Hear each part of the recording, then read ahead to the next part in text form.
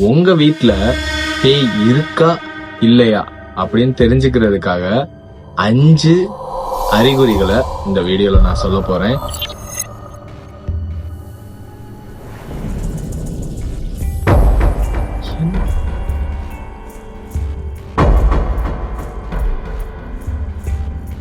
யாரும் இல்லாத நேரத்துல ஆட்டோமேட்டிக்கா கதவு திறக்கும். அதுக்கப்புறம் இரவு நேரத்துல யாரோ நடக்கிற மாதிரி, ஓடுற மாதிரி, அழுகிற மாதிரி, பேசுற மாதிரிலாம் சவுண்ட் கேட்கும்ல, இது 2வது அறிகுறி.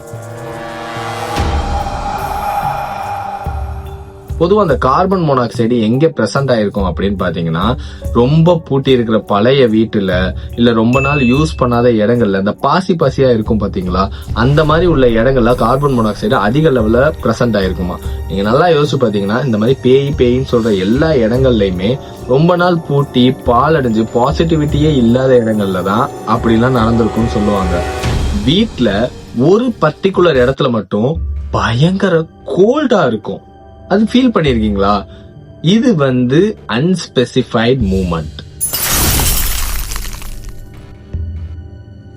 நடுராத்திரியில நாய் ஒரு வீட்டை பார்த்து இல்ல ஒரு இடத்த பார்த்து ரிப்பீட்டிவா குலைச்சுக்கிட்டே இருக்கு. அப்படிதான் நான் ஒரு நாள் என்னடா அது குலைச்சுக்கிட்டே இருக்குன்னு பாத்துக்கிட்டே இருந்தா ரொம்ப நேரமா அது என்னைய பார்த்து தான் குலைச்சுக்கிட்டு இருக்கு. இங்க வச்ச பொருள் அப்படியே வேற ஒரு இடத்துல வேற மாதிரி இருக்கிறது. நம்ம தான் மறந்து வச்சிருப்போம். ஆனா அதுக்கு பின்னாடி பேய் தான் ரீசன் இருக்குன்னு நினைச்சுக்குவோம்.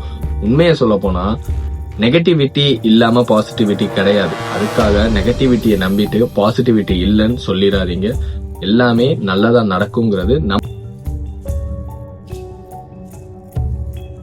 பாசிட்டிவிட்டிய வச்சுதான். சோ அதனால நம்பிக்கையோட இருங்க.